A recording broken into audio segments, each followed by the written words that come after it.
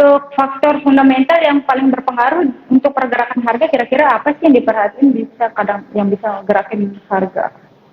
Itu putih. Justru pergerakan fundamental itu tidak mempedulikan pergerakan harga. Nah, ini mungkin kalau teman-teman IDX NTB bertanya-tanya, kok nggak ngomongin fundamental tapi ngomongin harga, gimana, kan kita maunya harganya naik. Enggak. Memang ujung-ujungnya pasti ke harga saham. Cuma pendekatan fundamental itu sebenarnya adalah membahas dari segi bisnis perusahaannya. Jadi kalau perusahaannya menghasilkan kinerja yang baik, suatu saat kinerjanya itu akan terrefleksi di laporan keuangan. Nah, sehingga harga sahamnya pasti akan naik karena orang-orang pasti akan beli. Oh, perusahaannya bagus nih, labanya naik terus, pasti harga sahamnya naik gitu. Cuma butuh waktu kan. Kalau kita punya perusahaan nih, misalnya Mbak punya toko, kan nggak mungkin hari ini jualan apa ya, jualan kerupuk misalnya 10 piece, 10 bungkus gitu ya, besok tiba-tiba langsung 1000 bungkus, kan nggak bisa. Itu butuh waktu, ada namanya sales ya, ada distribusi gitu, ada marketingnya ya, begitu, itu butuh waktu. Jadi sama seperti kita invest di saham, beli saham ya, kita nungguin bisnisnya jalan nggak ya, kuartal 1, kuartal 2, kuartal 3, Q1, Q2 sampai Q4 gitu, dia jalan nggak, bener nggak, menghasilkan laba yang lebih bagus nggak tahun ini, tahun depan gitu ya gitu. Jadi kita nggak fokus ke pergerakan harganya, tapi ke fundamentalnya, nanti harganya akan ngikutin gitu aja. Banyak nih kadang-kadang saham yang fundamentalnya bagus, tapi kok gak gerak-gerak, itu biasanya kenapa nih kok? Padahal saham fundamental bagus, tapi ya gerak-gerak. Contohnya apa coba? Bisa kasih saya nggak? Saya ada merhatiin ngelihat ABMM, coba. Kalau ABMM pandangannya. Kebetulan saya investor ABMM 2021. Saya beli ABMM 2021. Nah, ini yang teman-teman IDX NTB harus pahamin. ABMM adalah perusahaan siklikal, ya, perusahaan batubara. Perusahaan batubara nature-nya siklikal. Makanya tadi kembali lagi ke pertanyaan Mbak yang pertama. Kita selalu membeli saham itu selalu melihat nature bisnisnya dulu. Bisnisnya kayak apa? Kalau bisnisnya siklikal, ya, dia akan mendahului, harga sahamnya akan mendahului kinerjanya. Kenapa? Ya, karena sebelum siklus batubara main, itu kan siklusnya jelek kan. Tapi teman-teman orang-orang investor-investor yang bisa ngelihat, mencium arahnya kemana, ya mereka kan beli di saat buruk, di saat jelek. Nah, akhirnya tercermin, oh ternyata laporan keuangan bagus. Akhirnya harga sahamnya naik kan. Saya beli ABMM dari 800 sampai 1.500 saya beliin terus ABMM. Sampai harganya naik ke 3.000-an, saya jual. Karena laporan keuangannya membuktikan bahwa kinerjanya membaik. Luar biasa, sempat bagi dividen, yieldnya saya dapat 20% lebih tahun 2022. Kan membaik. Laporan keuangan membaik, harga sahamnya naik terus. Laporan keuangannya naiknya banyak banget. Labanya naiknya banyak banget. Harga sahamnya multi bagger 3 kali lipat. Saya untung 3 kali lipat. Nah, kalau dibilang sekarang, kenapa sih ABMM kok laporan keuangannya bagus nih, tapi kok harga sahamnya turun? Kenapa? Tadi saya bilang, nature bisnisnya ya, bisnis batubara itu sangat tergantung dengan harga batubara acuan. Karena harga batubara acuan yang sudah turun dari titik tertinggi, ya otomatis mempengaruhi kinerja dan akan memfaktorkan kinerjanya ke depan. Jadi ABMM ke depannya kemungkinan besar laporan kinerja labanya mungkin nggak sebesar tahun lalu gitu. Cuma kan ABMM ada akuisisi tambang kan, ya mungkin kebantu lah sama itu. Tambangnya GEMS ya. Ngebantu sama itu. Cuma kan kalau harga batu baranya turun, ya mereka nggak bisa jual di harga yang lebih setinggi kemarin gitu. Jadi kalau Mbak bilang oh perusahaan yang fundamentalnya bagus, tapi harga sahamnya kok nggak kemana-mana malah turun. Ya itu perlu diperhatiin. Seperti tadi, nature bisnisnya seperti apa. Kosip udah lepas atau enggak nih saham ABMM-nya? Udah, saya udah lepas. Oh, udah lepas. Udah lepas. Tahun lalu udah lepas. November. September sampai November. November bersih. Berarti telat ya baca laporan keuangannya. Udah sekarang Ya, sudah kalau kita baca laporan keuangan perusahaan siklikalnya baru sekarang, terus kita langsung, wih, labanya besar, terus kita beli, itu terlambat. Jadi itu yang harus diperhatiin sama teman-teman IDX, NTB, dan teman-teman mentor baik yang nonton. Jadi sebelum ini ya, sebelum laporan keuangannya muncul harus diperhatiin dulu mungkin ya, dari tadi kan. Kami bisnis dari bisnis. Betul. Ini ada yang tanya nih, selain banking dan consumer goods, sektor apa yang cocok di hold jangka panjang? Sektor apa yang di hold jangka panjang ya? Sebenarnya hampir semua sektor bisa di hold jangka panjang kecuali saham cyclical. Ya, cuma itu balik lagi ke perusahaannya sih. Cuma kalau yang aman yang jangka panjang tuh time frame-nya berapa lama?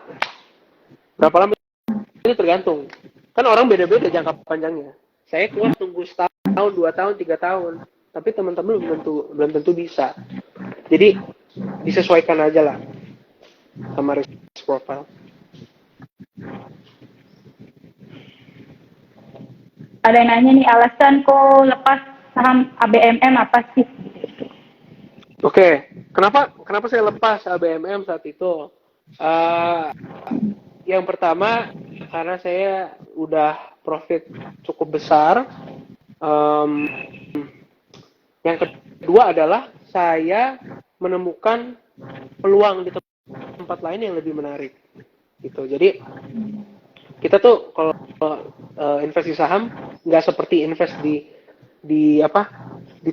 bisnis real ya. Di saham tuh kita punya keluasan ya. Jadi kalau kita punya banyak peluang gitu loh, dan gampang, liquid kan, pasar saham kan liquid, kita tinggal pindahin aja. Jadi karena saya lihat ada peluang yang lebih menarik di perusahaan di sektor lain, saya masuk ke sana gitu. Toh sektor saya udah untung cukup besar dan sektor yang ini masih murah nih gitu. Jadi kalau kita di fundamental tuh kadang suka mendahului, jadi belinya di saat-saat orang-orang tuh lagi nggak lihat, lagi jelek, lagi sepi gitu, kita beli gitu.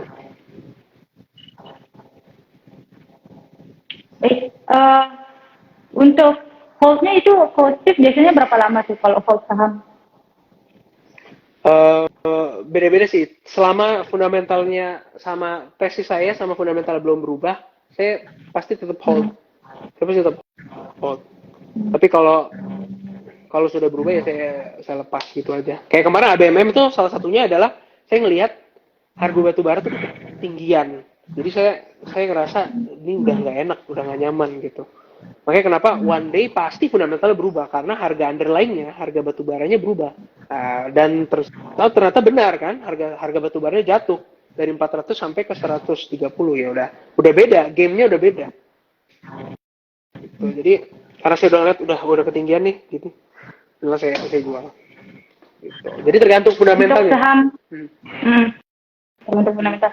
Untuk saham ini kemarin saya perhatiin saham MIDI yang lihat belajar sedikit fundamental itu ke perusahaan MIDI di mana fundamentalnya? Perusahaan apa tuh? MIDI, media utama, kayak anak usahanya Alfamart. Oh, MIDI ya. Saya sih nggak perhatiin ya MIDI ya. Saya nggak perhatiin tuh. Jadi saya nggak tahu MIDI gimana. Oke. Ada yang nanya nih, kalau Kostik megang saham paling lama berapa tahun tuh? Saya megang Indi kayaknya paling lama. Indika Energy saya pegang 2 tahun. 2 tahun. Iya, 2 tahun. 2 tahun. Jadi Indika itu saya beli Juni 2022. 2020, sorry. Juni 2020. Waktu harganya masih 600 gitu. Jadi 2022 November saya bersih jual semua. September November 2022. Jadi 2 tahun ya. 2 tahun lebih. Jadi udah nggak hold saham Indi lagi. Mungkin kok untuk pertanyaan terakhir nih, untuk sebarkan investor kita, ini bisnis yang menarik di tahun 2023 deh. Apa nih? Mungkin bisa tahu nggak? Prospek bisnis usaha yang menarik di tahun 2023 biar jadi acuan untuk sebarkan. Saya rasa consumer goods sih bakal banyak diuntungkan ya. Seperti saya tadi bilang, perusahaan consumer goods itu tahun lalu, ya terutama tahun lalu ya 2022 itu mereka kena dampak kenaikan harga komoditas. Jadi harga bahan baku itu kan naik semua kan. Otomatis mereka harus mangkas mereka punya profit margin. Kalau Mbak sadar, mungkin perusahaan suka makan Oreo, makan biskuit gitu ya, Oreo apa. Nggak tahu, mungkin teman-teman nggak banyak yang sadar. Itu tuh dikurangin ya. Ininya, biskuitnya dalam satu. Iya, dikurangin, jumlahnya dikurangin. Gitu. Karena mereka mau nggak mau, mereka harus bertahan kan, supaya tetap at least nggak harus untung banget lah.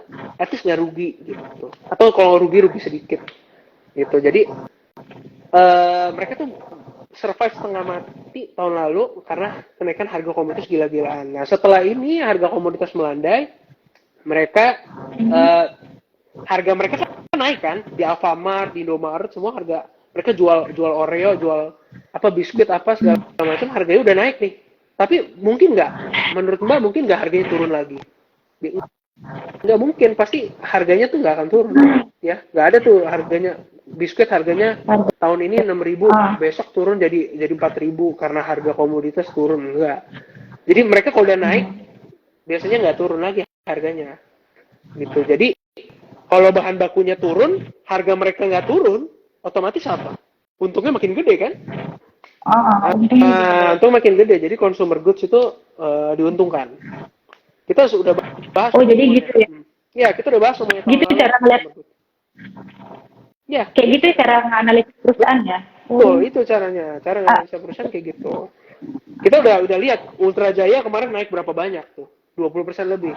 Kita udah bahas tahun lalu Ultra Jaya. Di saat orang-orang bilang, Ultra Jaya lelet gitu, nggak gerak-gerak. Tapi kita tahu tahun ini mereka diuntungkan. Pasti, karena harga komoditas turun. Gitu nanti lihat aja di Q2, Q3, Q4 gitu. Pasti ada berasa di laporan keuangannya akan membaik dan harga sahamnya pasti naik. Gitu. Perusahaan-perusahaan ini, perusahaan-perusahaan yang membaik ya kinerjanya. Mau hampir ke tujuan nih kok. Sebelum kita tutup, ada nggak nih pesan-pesan terakhir untuk sebarkan investor kita nih yang bergabung? Oke, siap. Thank you buat teman-teman yang udah join ya bareng IDX NTB. Buat teman-teman IDX Nusa Tenggara Barat ya, teman-teman yang terbaik juga yang mungkin udah join. Pesan saya satu, beli saham itu harus perhatiin bisnisnya. Karena membeli saham sama dengan membeli perusahaan. Ya, membeli saham sama dengan membeli bisnis. Kita bukan beli tiket lotre. Kita bukan beli tiket lotre yang masukin terus ntar jackpot nih, naik banyak terus dijual. Enggak. Kalau kayak gitu namanya judi, spekulasi. Ya. Namanya kan investasi saham. Ya, namanya investasi saham. Berarti investasi. Ya kalau investasi harus perhatiin aspek-aspek bisnis. Ya gimana mulainya, yaitu belajar dari lingkaran kompetensinya dulu. Misalnya kalian kerjanya di bidang restoran ya, pelajarilah bisnis F&B restoran ya. Misalnya kerjanya di retail ya, pelajarilah perusahaan-perusahaan retail. Atau di tambang ya, pelajarilah perusahaan tambang gitu. Itu yang paling gampang. Nanti bisa diskusi sama teman. Atau paling gampang kalau ini bisa join sama komunitas kita, bisa ngobrol diskusi bareng gitu.